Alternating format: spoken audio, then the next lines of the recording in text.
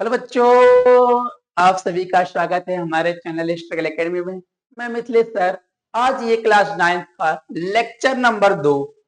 Lecture number बच्चों 2, संख्या पद्धति। क्लास 9th का मैथ है ये। लेक्चर नंबर 2, संख्या पद्धति। आज हम क्या सीखेंगे इस प्रश्नावली में? हमें आज इस प्रश्नावली में ये सीखना है, क्या खत्म करेंगे बच्चों? प्रश्नावली 1.2, 1.2 वाली प्रश्नावली को क्या करेंगे? पूरी तरह से समाप्त करेंगे। और क्या सीखेंगे? परिचय एवं प्रश्न। मतलब 1.2 वाली प्रश्नावली का जो परिचय है उसे पढ़ लेंगे, और फिर क्या है, क्या सिस्टम है उसको, मतलब उसके बारे में पूरा जानेंगे, और फिर हर एक प्रश्न को लगा लिया जाएगा। उम्मीद है कि अब तक इस थंबनेल को देख के आपको पता चल गया होगा कि आज के इस वीडियो में क्या पढ़ाया जाएगा, क्या पढ़ना है। ठीक है, तो चलिए अब क्या करते हैं कि सबसे पहले हमने क्या हुआ किया था कि लेक्चर नंबर 1 में आपको क्या किया था? होमवर्क दिया था। जो इसकी पहले वाली वीडियो देखा होगा उसमें क्या किए थे हम लोग? मैं एक क्वेश्चन होमवर्क दे दिया गया था। क्या बताना था? बस केवल उसमें सत्य और असत्य बताना था। तो उसमें बहुत सारे बच्चों ने कमेंट किया था कि सर थोड़ा सा एक बार इसको आप बता दीजिए। कुछ बच्चों का हो भी गया था, कुछ बच्चे नहीं कर पाए थे कि क्या है, तो थोड़ा सा देख लेते हैं। होमवर्क क्या था बच्चों? ये है आपका होमवर्क। प्रश्नावली 1.1 का क्वेश्चन नंबर क्या है बच्चों? 4 है। तो क्या था यहाँ पे, चलो देख लेते हैं। करना ही क्या रहता है, मैं थोड़ा सा ऐसे ही मार्क, चलिए ठीक क्या है, इसको थोड़ा सा देख लेते हैं बच्चों ना। ये हमारा क्या था? होमवर्क था। और बताते हैं क्या कह सकते हो, ऐसे डायरेक्ट यू लिख दूं कि ये सत्य है, ये सत्य है, ये सत्य है, ये सत्य है? नहीं, समझा के लिख देते हैं। क्या बोला गया? क्वेश्चन नंबर 4 प्रश्नावली 1.1 का है बच्चों। 1.1 वाले प्रश्नावली का ये होमवर्क था। और क्या लिखा गया कि नीचे दिए गए कथन सत्य हैं या असत्य हैं? हमें केवल यही बताना है कि इसमें से कौन सत्य है और कौन से असत्य हैं। साथ में कारण के साथ अपने उत्तर दीजिए। मतलब कारण भी बताना है कि क्यों सत्य है और क्यों असत्य है। अच्छा, पहला क्या लिखा गया बच्चों? लिखा गया कि प्रत्येक प्राकृतिक संख्या एक पूर्ण संख्या होती है। बोला गया है क्या प्रत्येक प्राकृतिक संख्या एक पूर्ण संख्या होती है? हाँ, होती है। सत्य है। क्या बच्चों? सत्य है। ऐसे कलर से तक लिखते हैं। क्या बच्चों? सत्य है।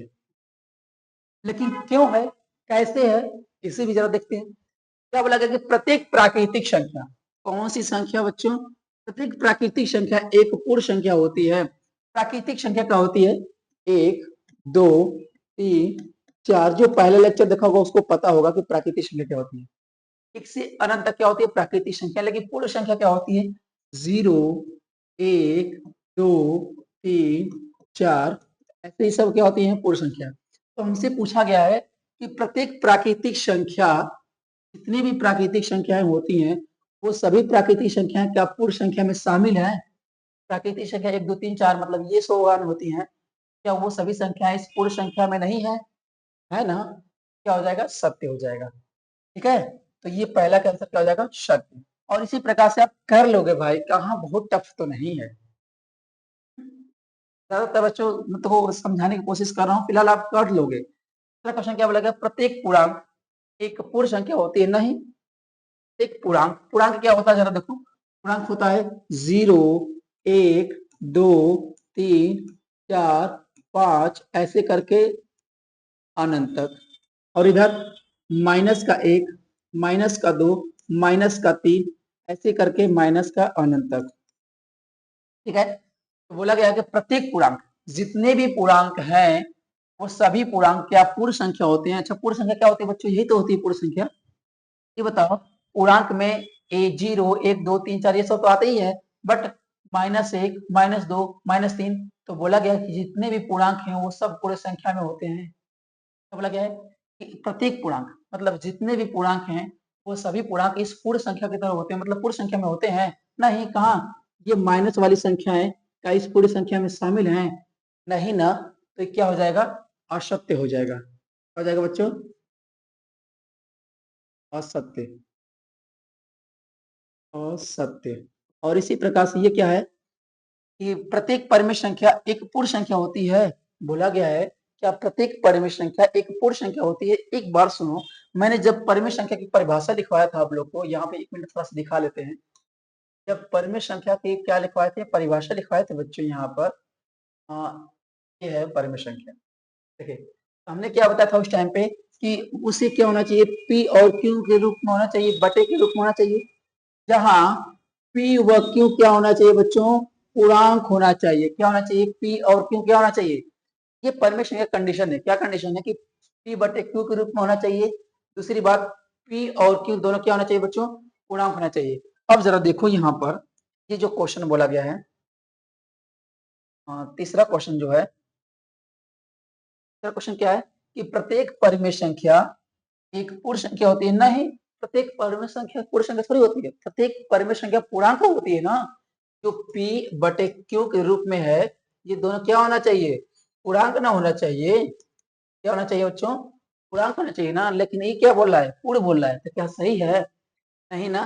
तो क्या हो जाएगा, असत्य। असत्य। उम्मीद है कि इतनी बात समझ आई होगी।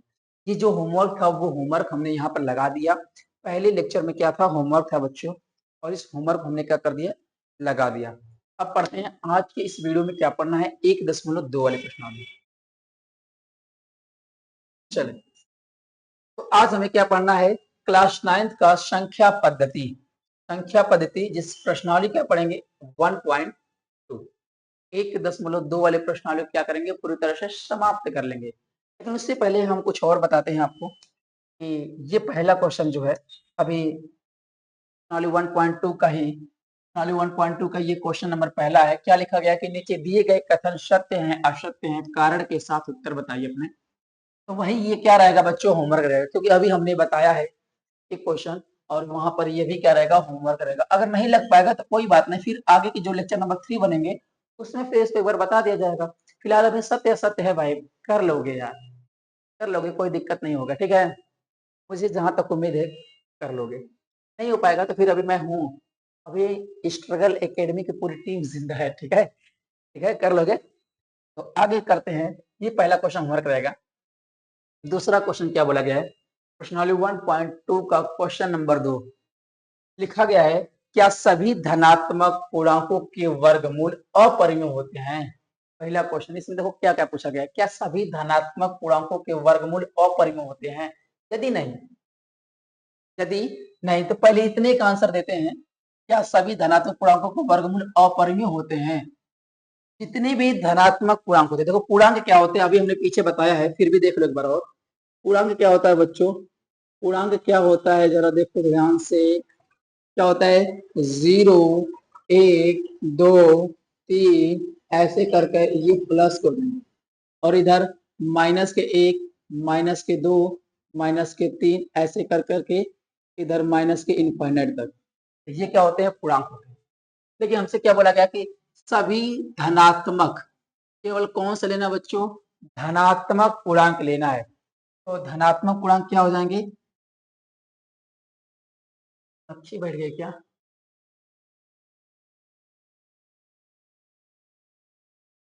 जहां पर देखो,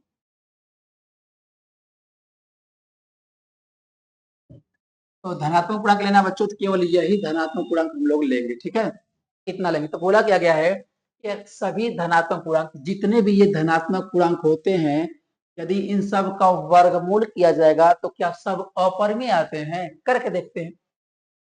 यहाँ पर एक लिखा है, इसका वर्गमूल करेंगे बच्चों, क्या आ जाएगा, 1 × 1 से क्या आ जाएगा बच्चों, बाहर आ जाएगा, रूट में 1, और रूट में 1 लिखेंगे तो 1 क्या आ जाएगा, बाहर आ जाएगा। क्योंकि यहीं पर अगर रूट में 2 लगाते हैं तो इसको लिखेंगे क्या चीज, ये तो बाहर आ नहीं पाएगा। यहाँ पर रूट में अगर 3 लगाते हैं तो क्या ये भी बाहर नहीं आ पाएगा। लेकिन अगर रूट में 4 लगाते हैं तो ये क्या हो जाएगा, इसको लिख सकते हैं 2 × 2, जहां से ये क्या हो जाएगा, 2 और 2 से एक पेयर बनेगा, और यहाँ से 1 2 क्या हो जाएगा, बाहर आ जाएगा।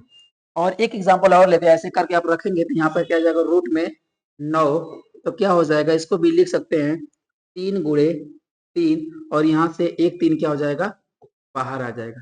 कहने का मतलब बच्चों इतना समझो, गर्मी है यार, कहने का मतलब ये है कि क्या पूछा गया क्वेश्चन में, क्या सभी धनात्मक पूर्णांकों के वर्गमूल अपरिमेय होते हैं।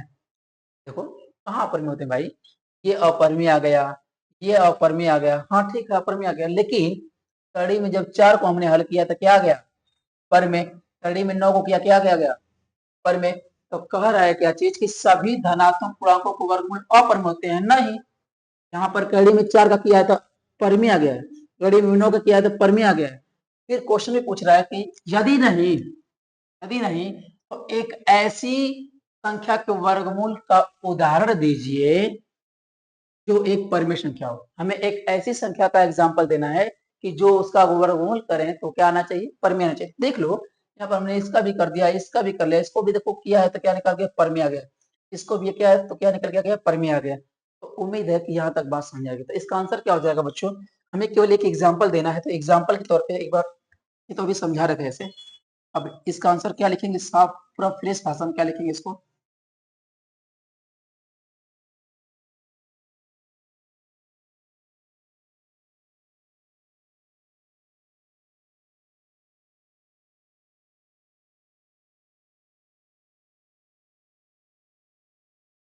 चलो क्या लिखा गया है, क्या सभी धनात्मक पूर्णांकों के वर्गमूल अपरिमेय होते हैं। लिखेंगे नहीं, इसने इतने का आंसर लिखेंगे पहले तो नहीं।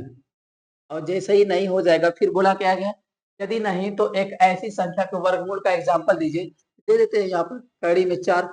इसको जब करते हैं क्या चीज, ये होता है 2 गुणे 2, यहाँ से 1 2 क्या आ जाएगा बच्चों, बाहर आ जाएगा। यहाँ पर 1 2 क्या आ जाएगा, बाहर आ जाएगा, जो कि क्या है, परमेय। हमसे यही बोला था कि ऐसी संख्या का एग्जाम्पल दीजिए जो क्या हो जाए, परिमेय हो जाए। देखो यहाँ पर ये क्या हो गया, परिमेय हो गया। उम्मीद है ये क्वेश्चन समझ में आया होगा। ठीक है, आ रहा है कि नहीं समझ आ रहा है जी, बड़ी गर्मी है। ठीक है, चलिए आगे का क्वेश्चन देखते हैं क्या है। ये क्वेश्चन नंबर 3।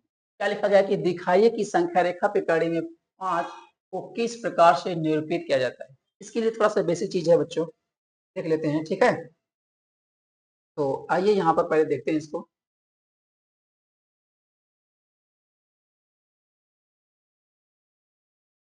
ठीक है, देखते हैं पहले यहाँ पर हम एक त्रिभुज बनाते हैं।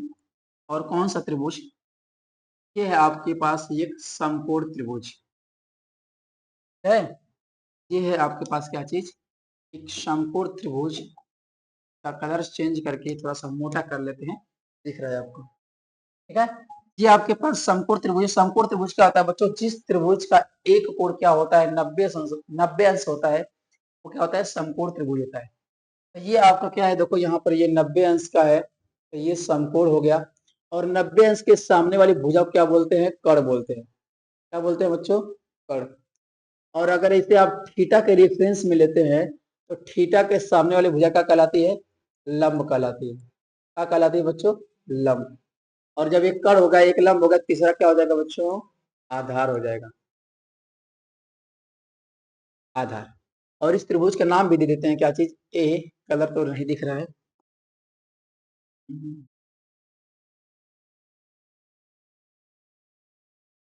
ए, ये हो जाएगा बी, और ये हो जाएगा सी।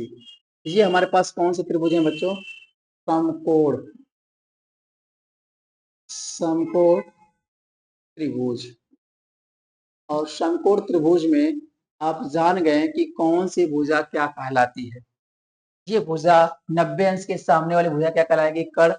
तो थीटा जिसको आप लेंगे उसके रिफरेंस मतलब उसके सामने वाली भुजा क्या कहलाएगी, लंब। और तीसरा क्या कहलाएगी, आधार। तो लंब, समकोण त्रिभुज, हाँ ठीक है, सही है। चलिए, इतना करने के बाद एक पाइथागोरस प्रमेय होता है। पाइथागोरस प्रमेय क्या होता है बच्चों, जरा देखो। पाइथागोरस,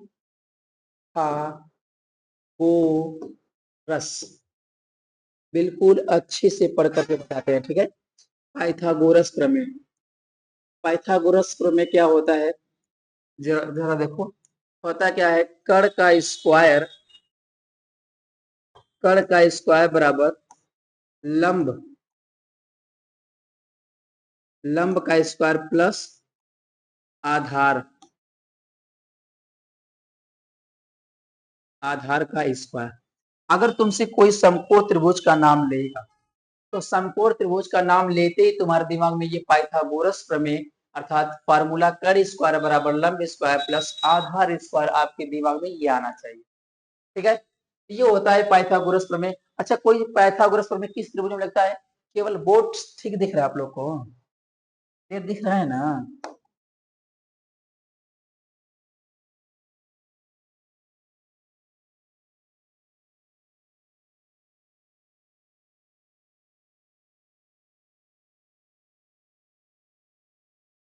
सही है, यही सही पड़ता है कलर मुझे। तो हो जाएगा। अब देखिए ये हो गया आपके सामने, ठीक है। उसके बाद क्या करेंगे, अब हम क्या करते हैं, एक एग्जाम्पल की सहायता से सीखते हैं। कक्षा 8 में आप क्या पढ़ोगे बच्चों, परिमेय संख्याओं को संख्या रेखा पे निरूपित करना, या फिर परिमेय संख्याओं को संख्या रेखा पे प्रदर्शित करना। लेकिन आज हम कक्षा 9 में क्या सीखने वाले हैं कि अपरिमेय संख्याओं को संख्या रेखा पे कैसे प्रदर्शित करते हैं। तो अपरिमेय संख्याओं को संख्या रेखा पे प्रदर्शित करने का क्या तरीका होता है बच्चों, जैसे एक एग्जाम्पल लेते हैं। एग्जाम्पल के तौर पे क्या लेंगे बच्चों यहाँ पर कि कड़ी में 2, बताओ कड़ी में 2 क्या है, अपरिमेय संख्या होती है ना। कड़ी में 2 क्या है, अपरिमेय संख्या है। इस अपरिमेय संख्याओं को संख्या रेखा पे क्या करना है, प्रदर्शित करना है। तो हम क्या करते हैं, सबसे पहले एक संख्या रेखा बनाते हैं। और संख्या रेखा बिल्कुल अच्छी से देखें, थोड़ा सा वीडियो लंबी हो सकती है बट आएगा समझ में बिल्कुल मजेदार, ठीक है। बट आएगा क्या चीज समझ में बिल्कुल मजेदार। और इसका भी फ्रेम थोड़ा सा वाइट कर लेते हैं, मोटा कर लेते हैं।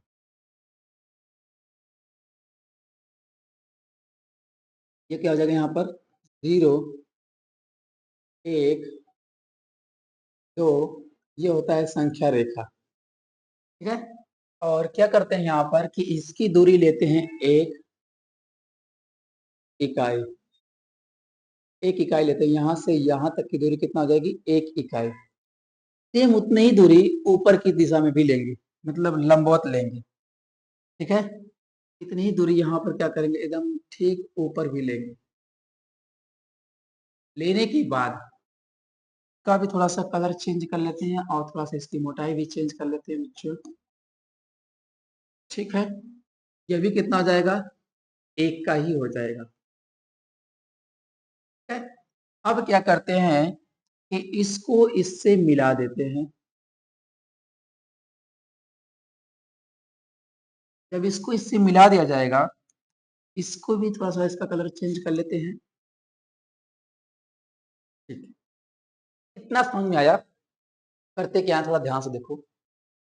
करते कुछ नहीं है, करते केवल ये है कि हमको कड़ी में 2 को संख्या रेखा पे क्या करना है, संख्या रेखा पर, संख्या रेखा पर प्रदर्शित करना है, ठीक है। संख्या रेखा पे प्रदर्शित करना है। तो देखो यहाँ पे क्या करते हैं, सबसे पहले एक संख्या रेखा बनाते हैं और इसके बीच की दूरी 1 इकाई लेते हैं और इसके बीच की दूरी भी 1 इकाई ले लेते हैं। लेने के बाद फिर क्या करते हैं, आपके पास गोला प्रकार होगा और उस गोला प्रकार की सहायता से यहाँ पर गोले प्रकार की नोक रखेंगे और कुछ इस प्रकार से ऐसे गिराएंगे, डैश करेंगे कुछ इस प्रकार से। देखते हैं यहाँ पर ए, और जहां पर ये गिर के कटेगा वही तुम्हारा क्या होता है, कड़ी में 2 होता है। लेकिन इस बात को थोड़ा सा तरीके से समझाया जाए तो थोड़ा सा अच्छा होता है। कैसे पता चला कि ये कड़ी में 2 है,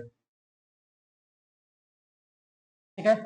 तो देखो यहाँ पर ये क्या बन गया, आपके पास एक त्रिभुज बन गया और इस त्रिभुज का नाम दे देते हैं यहाँ पर क्या चीज, ए और बी और यहाँ पर सी। तो लिखेंगे त्रिभुज, त्रिभुज ए बी सी में, ए बी और सी में। जब ए बी और सी वाले त्रिभुज में चलेंगे बच्चों तो यहाँ पर लगाएंगे पाइथागोरस प्रमेय, पाइथागोरस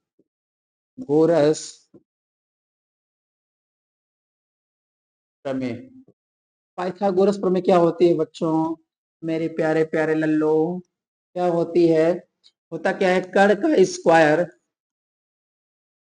कर्ण स्क्वायर बराबर लंब स्क्वायर प्लस आधार स्क्वायर, ठीक है। यहाँ पे देखो कर्ण का स्क्वायर, हमें कर्ण का मान नहीं पता है ना, हमें कर्ण का मान नहीं पता है, लेकिन इसकी बीच की दूरी 1 है। ये क्या होता है, आधार। ये वाली भुजा क्या होती है, आधार। तो आधार का मान कितना दिया है, 1, तो उसका 1 का स्क्वायर प्लस लंब, लंब कितना दिया है, 1, 1 का स्क्वायर। यहाँ पर हो जाएगा कर्ण का स्क्वायर बराबर 1 का स्क्वायर 1 प्लस 1 का स्क्वायर 1 हो जाएगा। तो यहाँ पर लिखते हैं क्या चीज, कर्ण का स्क्वायर बराबर 1 1 कितना हो जाएगा 2 हो जाएगा। जब कड़ बराबर करेंगे बच्चों, जब कड़ के बराबर करेंगे स्क्वायर हटाएंगे, कहने का मतलब जब स्क्वायर हटाएंगे तो इधर क्या हो जाएगा रूट में 2 हो जाएगा। मतलब कड़ वाली भुजा का मान, यही तो होती है कड़, इस वाली भुजा का मान कितना आ गया कड़ी में 2 आ गया। और फिर जब इस वाली भुजा को गोला प्रकार के साथ ऐसे चाप लगा करके कुछ इस प्रकार से ऐसे ऐसे करेंगे, काटेंगे, तो जहां पर ये भुजाएं कट करेंगी दरअसल वही यहाँ पर क्या कहलाएगा कड़ी में 2 कहलाएगा। उम्मीद है कड़ी में 2 को संख्या रेखा पे प्रदर्शित करने का तरीका समझ आएगा। कहो तो थोड़ा सा फिगर को और जूम कर दिया जाएगा ताकि आपको समझ आए, देखें होता है कि नहीं।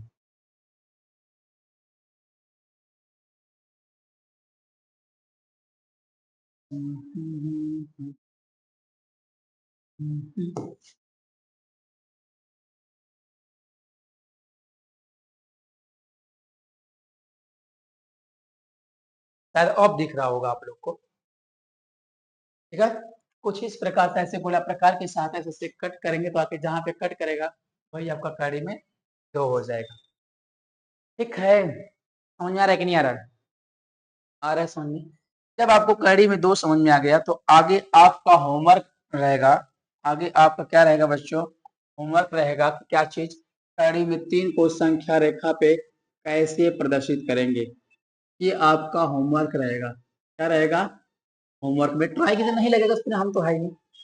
तो कड़ी में 3 को क्या करना रहेगा? संख्या रेखा पे प्रदर्शित करना रहेगा। मैं लिख ही देता हूँ संख्या रेखा पे बड़े बड़े अक्षरों में, संख्या रेखा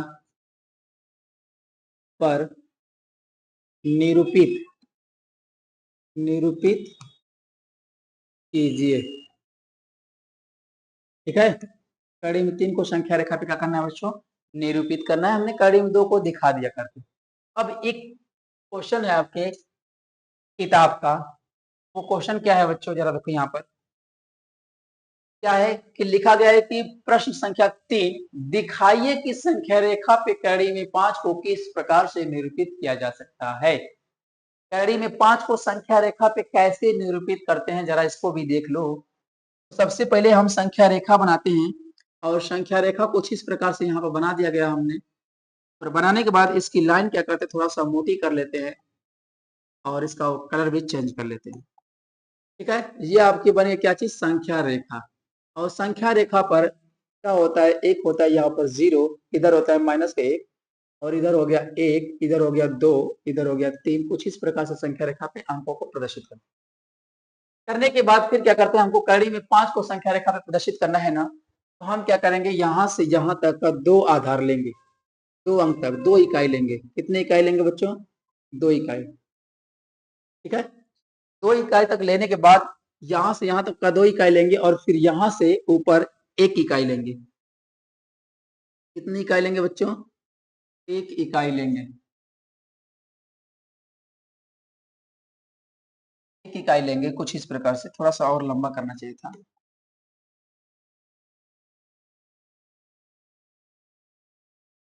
इकाई ले लेंगे। इसका भी कलर चेंज कर लेता हूँ, थोड़ा सा इसको फिर मोटा भी कर लेते हैं। इस प्रकार से हो गया। होने के बाद जब इसकी हमने इकाई कितना ले ली? 1 ले ली ना, 1 इकाई ले ली। और फिर क्या करेंगे, इसको आपस में मिला देंगे। यहाँ से 0 से इसको क्या करेंगे? मिला देंगे। और जैसे ही इसको मिला देंगे, मिलाने के बाद ये आपका क्या बन जाएगा? एक त्रिभुज बन जाएगा। एक त्रिभुज बन जाएगा। और जैसे ये त्रिभुज बनेगा तो फिर ये हो गया आपका आधार, ये हो गया आपका लंब, तो ये बचा गया क्या चीज? कड़। ये क्या हो जाएगा बच्चों? कड़। और कड़ का मान हमें क्या है नहीं पता है, तो हमें पहले निकालना पड़ेगा। और कड़ का मान निकालने के लिए ये बन गया आपका समकोण त्रिभुज, और समकोण त्रिभुज में लगता क्या है? पाइथागोरस प्रमेय। तो पाइथागोरस प्रमेय, पहले तो इस त्रिभुज का नाम देते हैं। यहाँ पर क्या है? ए, फिर बी और फिर क्या है? सी।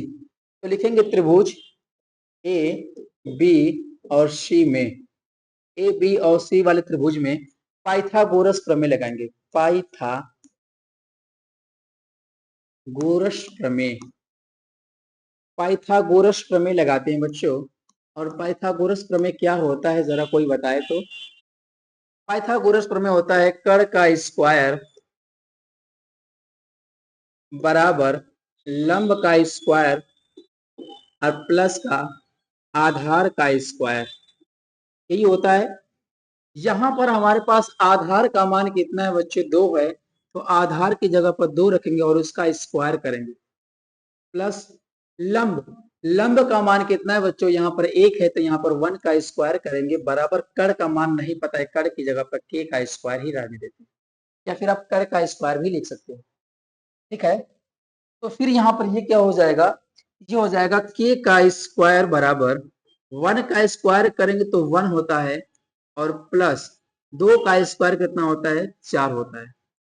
तो फिर के स्क्वायर बराबर जब करेंगे मेरे प्यारे प्यारे लल्लों, तो 4 और 1 कितना हो जाएगा, 5 हो जाएगा।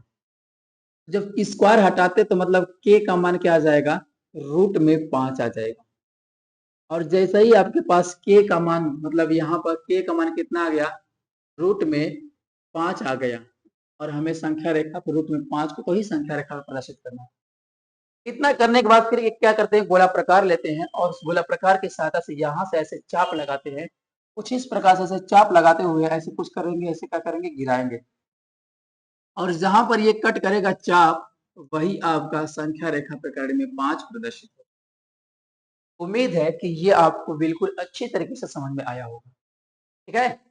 अगर ये समझ में आया हो और ये भी समझ में आया हो, क्या कहते हैं, कड़ी में 2 आ गया जी, कड़ी में 2 वाला भी आप इसको एक बार फिर से जरूर ट्राई कीजिएगा, कड़ी में 3 को, उम्मीद है कि लग जाएगा। इस प्रकार से आपकी क्या होती है बच्चों, प्रश्नावली क्या होती है, 1.1.2 क्या होती है, समाप्त होती है। और आज के लेक्चर में केवल हम यही लाए थे कि 1.2 वाली प्रश्नावली का परिचय और उसके हर एक प्रश्न, हमने परिचय भी पढ़ लिया 1.2 वाली प्रश्नावली का, और हर एक प्रश्न को भी लगा दिया और एक आपको होमवर्क भी दे दिया, ठीक है। तो उम्मीद है कि ये वीडियो आपको बहुत ही शानदार लगी होगी। अगर ये वीडियो आपको समझ में आया है, पसंद आया, तो एक बार प्यारा सा एक लाइक और एक कमेंट करके बताइएगा, हाँ सर मुझे समझ आ रहा है, और मैं जो होमवर्क दिया हूँ उस होमवर्क का जवाब जरूर दिया करो कि सर ये लग गया, ये नहीं लग पाया, इसको एक बार फिर से बता दीजिए, इतना तो कह ही सकते हो यार, कि मैं जब तुम्हारे लिए इतना मेहनत कर रहा हूँ, क्या तुम मेरे लिए इतना ही नहीं कर सकते कि सर बस तुम्हारे भलाई के लिए तो पूछता हूँ भाई, इतना तो कर दो, प्लीज कर दो यार, ठीक है। तो चलिए मिलते हैं आपसे अब आगे की वीडियो 1.3 वाली प्रश्नावली में, लेक्चर नंबर 3 में। अभी तो फिलहाल यहाँ पे लेक्चर नंबर 2 खत्म होता है, अब आगे क्या आएगा, लेक्चर नंबर 3 आएगा। मिलते हैं कल इसी टाइम पे 5:30 या 6 बजे के टाइम पर, मतलब हम आपको वीडियो प्रोवाइड कर देते हैं डेली बाई डेली, ठीक है। तब तक के लिए मस्त रहिए,